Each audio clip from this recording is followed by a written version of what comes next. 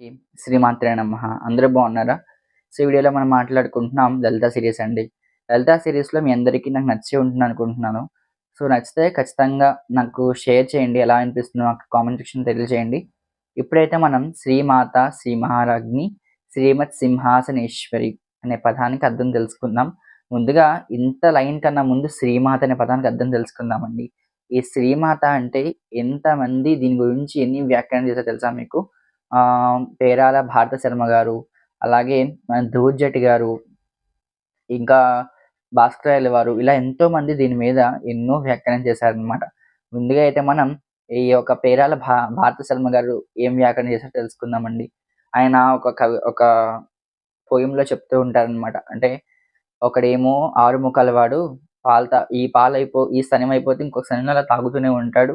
ఇంకొకడేమో ఏనుగు ముఖం వాడు వాడెప్పుడు కడుపు నిండే వరకు తాగుతూనే ఉంటాడు. ఇంకా వీళ్ళిద్దరూ తాగేస్తే మాకు పాలెక్కడివమ్మా అని చెప్పేసి ఈ యొక్క పేరాల శర్మ గారు రాశారనమాట. అప్పుడు అమ్మవారు అంటుంది, నేను మీకు ఆకలేసినప్పుడు వెంటనే అలా వడ్డించే వరుసగా వడ్డించే శక్తి నాకు లేదు గానీ, మీకెప్పుడు ఆకలేస్తుందో అప్పుడు వెంటనే మీకు అన్నం దొరికేలా చేస్తా అని చెప్పేసి, ఆ రోజు నుంచి అంటే అమ్మవారు మనకి తన యొక్క ఒక స్థనము సూర్యుడు, ఇంకొక స్థనమేమో చంద్రుడు కింద మార్చుకుందనమాట అమ్మవారు. అంటే నీ పిల్లలే పాలు తాగేస్తున్నారు. అమ్మ మేము కూడా మీ పిల్లలమే కదమ్మా! మాకు కూడా నీకు పాలను మాకివ్వి. మమ్మల్ని ఎలా పోషిస్తావు అని ఈ పేరాల శర్మ గారు తన యొక్క పద్యంలో ఇలా అమ్మవారిని అడుగుతారనమాట. అడిగితే అప్పుడు అమ్మవారు ఆయనకిలా సమాధానం చెప్తుంది. ఒక స్థనమేమో సూర్యుడి కింద చేసుకుంటాను. ఇంకొక స్థనమేమో చంద్రుడి కింద చేసుకుంటాను. సూర్య కిరణాల వల్ల ఆ ఒక్క పత్రలేఖనం అంటే క్లోరోఫిల్ ద్వారా మీరు ఆహ్, ధాన్య సంపద, అలాగే ఆకుకూరలు ఇవన్నీ కూడా మీరు సంపాదించుకోవచ్చు. ఆహారం సంపాదించుకోవచ్చు. చంద్రుడి వల్ల నైట్ టైమ్ ఆ చంద్రకిరణాల వల్ల మనకి మెడిసిన్స్ ఉత్పత్తి బాగవుతుందండి. సో, రోగనిరోధక శక్తి మెడిసిన్స్ అన్నీ కూడా మీకు చంద్రకిరణాల వల్ల వస్తాయి. సూర్యకిరణాల వల్ల ఏమో మీకు ఆహారం వస్తే, చంద్రకిరణాల వల్ల ఏమో ఈ మెడికల్స్ సంబంధించిన ఇవన్నీ కూడా మీకు అందజేస్తా అని చెప్పేసి, మిమ్మల్ని ఎలా పోషిస్తా అని చెప్పేసి అమ్మవారు మనకి చెప్తుందనమాట. సో, ఇలా ఆ ఒక పద్యంలో ఈ పేరాల శర్మ గారు రాసిన పద్యం అనమాట ఇది. శ్రీమాత అనే పదానికి ఆయన చేసిన వ్యాఖ్యానం ఇది. ఆ తర్వాత ఇంక పోతే మన భాస్కరాయల వారు అద్భుతమైన వ్యాఖ్యానం చేశారండి శ్రీమాత అనే పదానికి. అంటే ఒక్కసారి మనం కనుక అమ్మవారిని శ్రీమాత అంటే శ్రీమాత్రే నమః అని చేయండి చాలు. మీకేం రాకపోయినా పర్వాలేదు శ్రీమాత్రే నమః అనుకోండి చాలు అని చాలా మంది పెద్దవాళ్ళు చెప్తూనే ఉంటున్నారు. ఎందుకలా చెప్తున్నారు అంటే, శ్రీమాత అనే పదం మన నోట్లోంచి ఒక్కసారి వస్తే మనకి అమ్మవారు శివజ్ఞానం ప్రసాదిచ్చేస్తుందనమాట. అంటే అమ్మవారు మనని ఎలా ఉద్ధరింపాలా అని చెప్పేసి ఎప్పుడూ తాపత్రయపడుతూ ఉంటుందనమాట. దానికి మనకి శ్రీమాత అనే ఒక పదం ఒకటి చాలండి. సో, శ్రీమాత అనే పదం వెనకాల ఒక చిన్ని పిల్లాడు శ్రీమాత అని పిలిచేసరికి ఆ పిల్లాడిని అమ్మవారు ఎలా అనుగ్రహం చేసిందని చెప్పేసి మన భాస్కరాయల వారు ఈ యొక్క శ్రీమాత అనే పదానికి గొప్ప వ్యాఖ్యానం చేశారనమాట.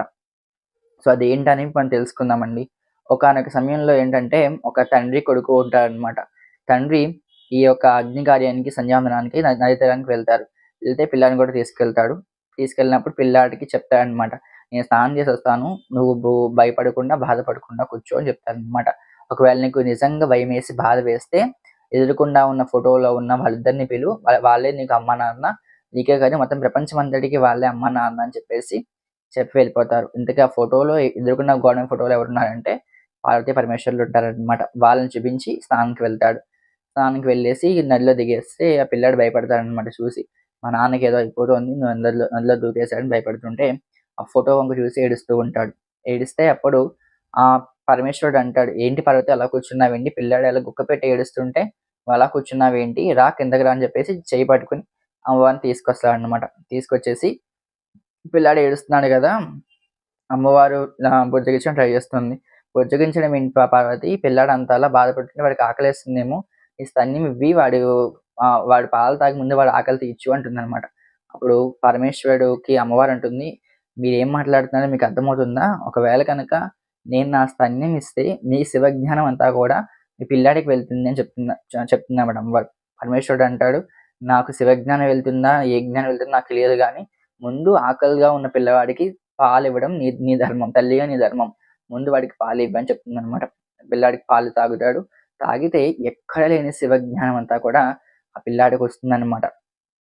తర్వాత తండ్రి స్నానం అయిన తర్వాత బయటకొచ్చి ఒళ్ళు తుడుచుకొని పైకొచ్చేసరికి పిల్లాడి నోట్లోంచి కనబడుతున్న ఈ పాల చుక్కలు చూసి తిడతాడనమాట. "ఎక్కడరా వెధవ పిల్లాడి పాలు తాగేసావు, ఎవరి పాలు తాగేసావు" అని చెప్పేసి అంటుంటే, అప్పుడు ఫోటోలో ఉన్న వాళ్ళని చూపించి, "అమ్మ వచ్చింది పాలిచ్చింది" అని చెప్తాడనమాట. అంటే వాళ్ళ అమ్మ ఇంట్లో ఉంది. ఇంట్లో ఉన్న వాళ్ళ అమ్మ ఇక్కడికొచ్చి ఎలా పాలిస్తుంది ఇంకా. అప్పుడు ఆయనకి అర్థమవుతుంది. సాక్షాత్తు ఆ పిల్లాడు తాగింది పాలు అమ్మవారి పాలే అని చెప్పేసి మనకి ఆయనకి అర్థమవుతుందనమాట. అప్పటినుంచి ఆ పిల్లాడు శివజ్ఞానం వచ్చినప్పటి నుంచి ఎంతోగానో మొత్తం జ్ఞానం సంపాదించుకున్నాడన్నమాట. అప్పుడు ఆయన పేరు జ్ఞాన సంబంధుని కింద మారిపోయిందండి. ఇలా జ్ఞాన సంబంధుడు ఆ క్షణం నుంచి మొత్తం భక్తిలో మునిగిపోతున్నాడన్నమాట. ఇప్పుడు భజన చేస్తూ ఉండేవాడు. వాళ్ళ ఇంట్లో భజన చేస్తూ మామూలుగా మనకి ఇత్తడి చేతులుంటాయి కదా!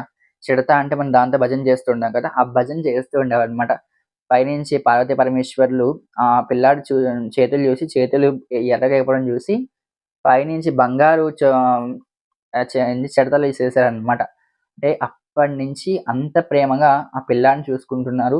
ఆ జగద్గురులైన పార్వతీ పరమేశ్వరులు. అలాగే ఈ యొక్క పిల్లాడికి అంత అనుగ్రహం దక్కిందనమాట. అప్పటికి మనకి 63 నాయనార్‌లో ఈయన కూడా ఒక నాయనార్ కింద మనం పరిగణించుకుంటూ ఉంటామనమాట జ్ఞాన సంబంధుడిని కూడా. ఇలా అండి అమ్మవారు ఎన్నో లీలలు మనకి అందిస్తూ వచ్చిందనమాట. అంటే శ్రీమాత ఆమెని అమ్మ నిజంగా మన నోరారా పిలిస్తే మన దగ్గరికి రావడానికి ఆమెనెప్పుడూ సిద్ధంగానే ఉంటుంది అమ్మవారు.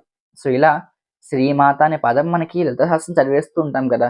శ్రీమాత, శ్రీ మహారాజ్ఞి, శ్రీమతి సింహాసనేశ్వరి, శ్రీకజ్ఞగుణ సంభూత, దైవకార సముజ్జత ఇలా మనం ఏదో బట్టి పట్టినట్టు, ఏదో మన పనికి ఆ రోజు అయిపోతున్నట్టు చదివేసుకుంటూ వెళ్ళిపోతూ ఉంటాం.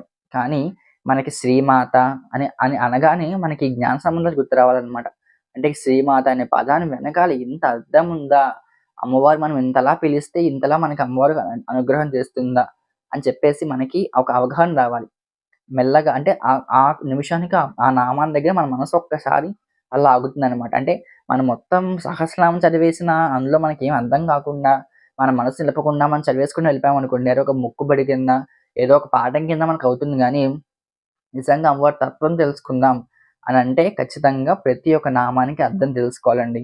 ఆ అర్థం వెనకాల ఎందుకు ఆ కవులు, ఆ వాగ్దేవతలు అలా ఎందుకు ఆ పదాలు అక్కడ అమర్చారు అని చెప్పేసి మనకు తెలియాలి కాబట్టి ఇలాంటి కథలు ఎన్నో కూడా మనకి దానికి దోహదపడతాయని చెప్పేసి నేను మనస్ఫూర్తిగా అనుకుంటున్నాను.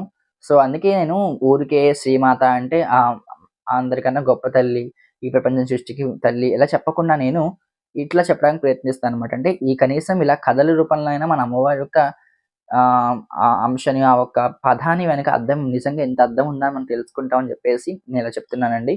సో, నాకు తెలిసి మీకు వీడియో నచ్చే ఉంటుంది. నచ్చితే ఛానెల్ సబ్స్క్రైబ్ చేసి, లైక్ కూడా, షేర్ కూడా చేసి మీ ఫ్రెండ్స్ కూడా షేర్ చేయండి. అలాగే మీ ఫ్యామిలీ మెంబర్స్ షేర్ చేయండి.